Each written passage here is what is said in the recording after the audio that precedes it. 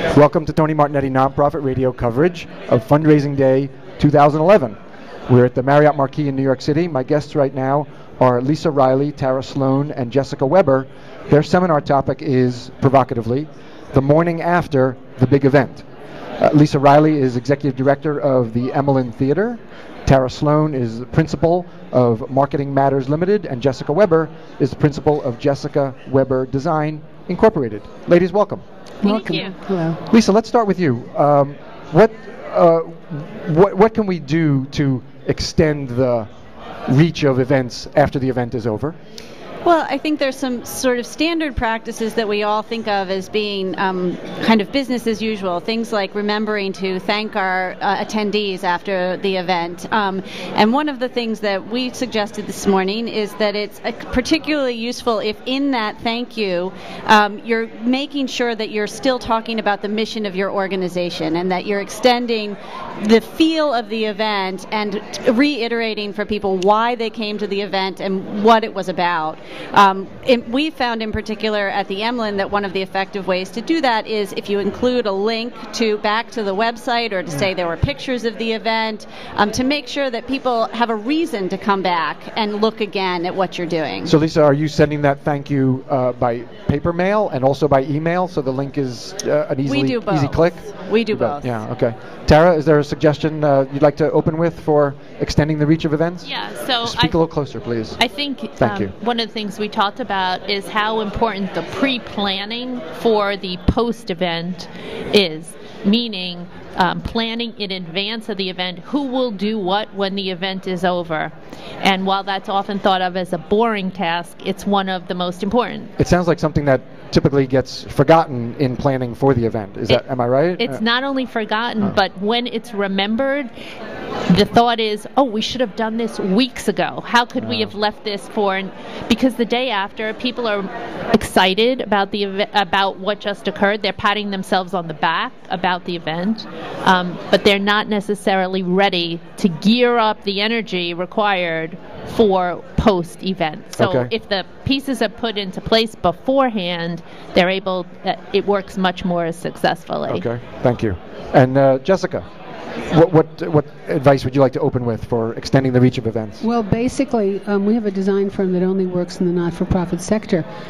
We encourage our clients to create brochures talking about their mission that are included in the event materials. And after the event, when Lisa sends out a thank you letter to her attendees, that she include a small brochure on the organization and some giving pieces so that the giving opportunity keeps going on after the event's over. Oh, really? So it's appropriate to include a solicitation material in the thank you for coming? Sometimes it is, absolutely. Okay, Tara's nodding also. Please say some more. Definitely, it's definitely important, and it's really critical because we would assert that events are not just about the event. It's about building a relationship with all of the people who attended the event. So one of the ways in which you build the relationship is immediate communication post-event and inviting them to support the great cause that they attended the event. Okay, and Lisa, in your work with Emelin, you don't get objections to solicitation material? It's included in the thank you for coming? Well, we're actually, I think it is organization specific, and we're a little sneaky about it, to be honest. Okay, good. Well, let's talk about it. And what we do is our event is near the beginning of our season. We have our big event in October, which is the beginning of the Emelin's Performing Arts season. So our thank you asks them to come to the theater. When they come to the theater, we ask them to give money. So rather than including the ask directly in the thank you, we know that we're going to have other opportunities to continue to build that relationship, as Tara says. And one of the ways we want to build that relationship is to encourage them to be at the theater often. Okay. So Tara, let me ask you the same question then. Since you're advocating this, your clients are not getting objections to solicitation material sent in the thank you? I think if it is done tactfully, it works. Absolutely. And clients are not objecting. And remember that many of the people who are attending the events are guests of other people, so they may not have necessarily made a contribution yet individually. Okay. So this gives them the opportunity to. Jessica, it sounded like you wanted to say something about Yeah. doing this tactfully and appropriately. And another Please. way of doing it is also to send out a newsletter a month or two after the event to all the attendees with pictures of the event and talking about it so that you start to capture a family of friends. It's really important when you have an event to capture the people who are there and to make them friends for life. Okay. And by doing a newsletter every 3 or 4 months, it gets that across, and we also include a giving envelope in the newsletter. All right. But let's talk a little more detail about that first thank you that they get afterwards. Doing that, including a solicitation in that, and doing it tactfully, appropriately. What's your advice for that first communication after the event? Well, usually the development director or the executive director will send a personal note thanking them for their attendance and personally signed, never a mass mailing. Okay. It's absolutely... Even if there's 750 people at even if there's 750 in the Waldorf? people. Yeah. Even if there's 700, because basically, how often do you get astounded when you actually get a handwritten letter with the stamp on it these days? Yeah. You know, it kind of knocks you out because everything is pre-printed. So that little personal note with a real stamp means a lot to donors. Okay. And how about go ahead, Tara, please. Well, I just would like to suggest that one way to do a mass email, let's say, and make it meaningful is to give the guests of the event ideas, ways in which the funds will be used. So talk about the specific programmatic elements of the agency, and let so in other words, for so-and-so amount of money you are contributing to support this cause or program that we have. For the next level, this is what so that really makes it more personal and more compelling. And that would be something that they get right after the event, Tara? Right after the event. Yeah, okay. Lisa, are you spending any time at the event preparing attendees for the follow-up that the theater's going to send? Well, because it is the beginning of our season, a big part of what I speak about at the event is what's going to happen at the theater over the coming months. So they know that that we want them to attend, but also that we need their support to make those events happen. And so there is a kind of nuanced, I guess, sort of subtle pitch to say to people that this kind of work, which is meaningful in our community, doesn't happen unless we have your support. And so part of your support is coming to the gala, but the next part of your support is attending the events and picking some of these very specific projects. So, for example, last year the theater needed a new projector because we have a film series, and saying to the gala audience, you can help, and this will make a real difference in how we can deliver our programs. Jessica, do you have advice on that, about the same question I asked Lisa, preparing people at the event for the follow-up that's going to come? Well, we do advise our clients. We are basically a design firm. We're not a development firm. Yeah, So that it's usually our development director that will tell us what they need created. Do you see what I'm saying? Yes. All right. In terms of the design of the evening. Exactly. Tara, did you have something? Yeah, please. Yeah. So I'd just like to add that part of what I was opening with a minute ago was the idea of how the pre-event planning, how important it is, and by working with the event committee and the board in advance of the event to determine what next steps might occur. For example, we might have a parlor event at so-and-so's home, planning, and then planting the seeds for those events at the main event. So in other words, Tony, we're going to invite you in a few weeks to join us to learn more. And it could be learn more about the agency, or it could be we're going to give you more value because we're going to deliver some content that's relevant to the mission of the organization. You'll be interested in hearing this. I'm going to shift a little bit. What's your advice, anybody, about a situation where you have a chair of an event, and I'm thinking a bigger event, not like you were just talking about, Lisa, Tara, maybe a parlor event, but something larger. And really, all that chair is willing to do is share their vendor list and show up that night and chair the event. They're not motivated around all the planning and to the point of your seminar, the post-event work. Anybody have advice for that, working with that difficult chair who has to be the chair? Well, I think in Lisa. the Emelin's case, what we try to do is build a strong committee so that, and because it certainly does happen that there are sometimes prominent people who are, for one reason or another, selected to chair an event who either are unwilling or unable just to spare the time to do the kind of rigorous, detail-oriented work that needs to be done. And so we find a larger committee who will commit themselves to that kind of detail work. That's also the work of the board, frankly. So we prepare our board to say, part of their job is to go to the gala and have fun, but another part of it is that they're out talking to people about what we're doing.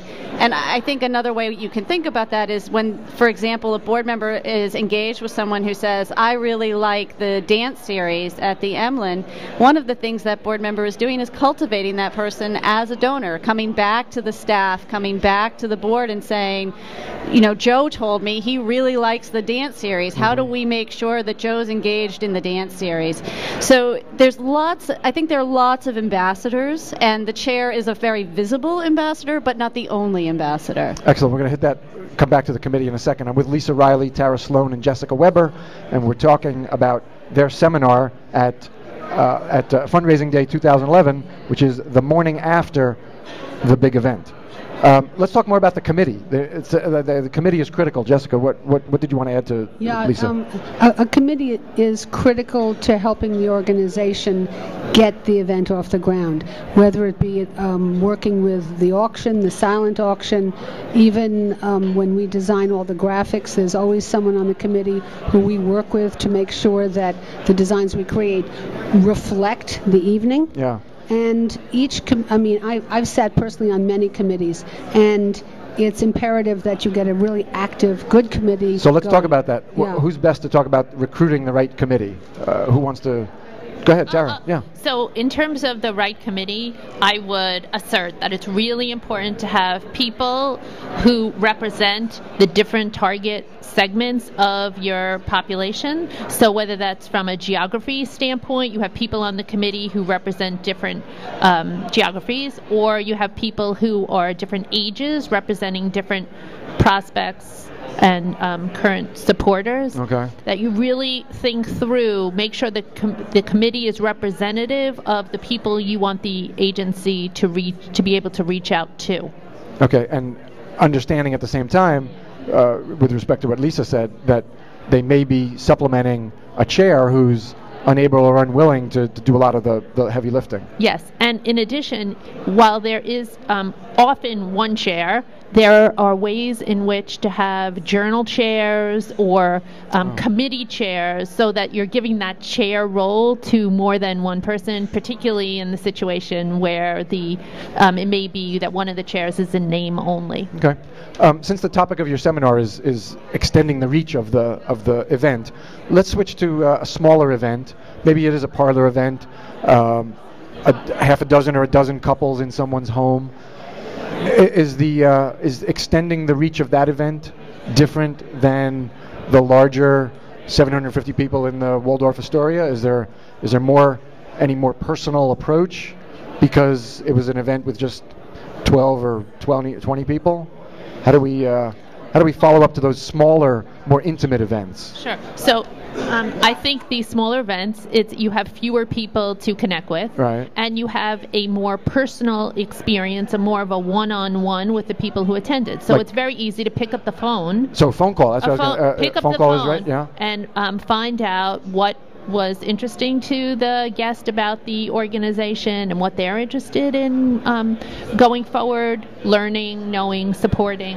Okay, but doing it by phone. Lisa, does Emelin host small events like that? We do have some smaller events, and in one sense, every performance that we host at the theater is a smaller event. And one of the things that we found is very important at the theater is that someone, either myself or one of the board members, welcomes the audience. and makes a real pitch for people to be actively engaged, whether that's giving time or money or coming to another event.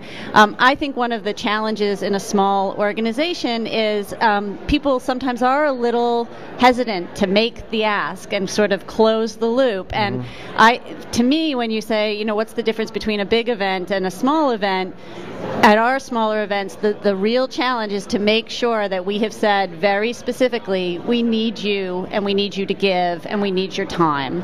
And that can feel difficult in a smaller room than in a bigger room, but it's absolutely the reason to have a smaller event and making sure that actually happens both at the event and after the event. And plus, the people you invite to those smaller events are typically more committed. Yes. And maybe you're asking them to bring someone who doesn't know the organization very well, and that might be a strategy for broadening the reach. Right. Also, go ahead, it's all about personal relationships. So if the person who invited them is a dear friend or family member, they are more likely to be very positively predisposed to getting a phone call or a personal touch from the director of the organization who their loved one cares very much about. Jessica, thanks, Tara. What about use of social media? Can you talk? I know your work is designing the event, but are you thinking about using social media in extending the event's reach? It really depends on the size of the organization and if they can, in fact, support social media. I mean, we have larger clients who have someone completely devoted to it, who's writing the blog, Our problem is that if an organization doesn't have the manpower to support it, there's nothing worse than going and seeing a blog that's 6 months old. Right. This is the problem. With a lot of apologies. We're sorry for not blogging sooner, more recently. And for junior committees, I think social networking is fabulous. When some of our clients have junior committees and junior memberships, social media is the way to go to connect with them. And most of their invitations are evites. Great. Please, Tara. Increasingly, I think Facebook is a must-have for an event, and the earlier that you get the Facebook page live and the more people that you can get to friend the page, the more valuable it is. And it's interesting because just a few years ago it didn't even exist. Right. Now we're having a contest. We're giving away 2 iPads at 3:30. So if you each like the Facebook page before you leave, which we're set up to do right here, you can join the contest. Younger events. Jessica raised that. Elisa, are you cultivating people in their 20s and say up to mid-30s at Emelin very much? We are. I think that's a difficult audience for performing arts organizations, in particular particularly in the suburbs, perhaps, to garner. They certainly are very different about how they engage with social media and print media. Yeah. Just tell us, where is the Emelin Theatre? We're in Westchester, so we're just north of New York City, in a town called Mamaroneck. That's not far at all. It's not upstate New York. It's not upstate, but it is not below 14th Street. Yeah, people from the city think of it as a lot of people from the city think of it as upstate. I live in the city, but I don't think of that. All right, so younger people in the suburbs, not so much coming out for theater? Not so much to a performing arts center. I think there's a different way that younger people engage with the arts. They are more likely, for example, to go to a club, somewhere where they can move and dance and interact, as opposed to sitting in a seat and watching something happen. And that's not just true in the suburbs. That's if you look at places like the 92nd Street Y here in the city, you'll see that there are discounts for younger attendees because it is a challenge to get people below a certain age to engage in that particular format. Yeah. And I think they're an even bigger challenge, frankly, to engage in your fundraising efforts. Your work is designing events. Let's talk about designing events, Jessica, for people in their 20s. What are your thoughts there? Well, we just did something that was a skating thing in Wallman Rink. It was very successful. It was for one of our clients who only wanted to reach out to 30 and unders, and we did an evite. There was a Facebook page, and it was very well attended. It was a way of getting younger New Yorkers to get involved with, in this case, it was the New York City Police Foundation. And slowly we're hoping that the organization will nurture them so that they'll become bigger and bigger contributors. And most of the time, these events are not very expensive, $250 or less. They invite their friends, and it's a way of sort of getting them in to become donors. Yeah. Yeah. It's a way of educating them. So one of the things that we think about too is that building the relationships is all about building a tribe of people who care. Yeah, the Seth Godin tribe, yeah. right? And so to build that younger tribe, you need a few key younger people who care about the organization, and reaching them and identifying them is a one-on-one conversation. Jessica Weber, Lisa Reilly, and Tara Slone, their seminar topic is the morning after the big event. I want to thank you very much for joining Tony Martignetti Nonprofit Radio coverage of the Fundraising Day Conference 2011. Ladies, thank you very much. Thank you. Thank you.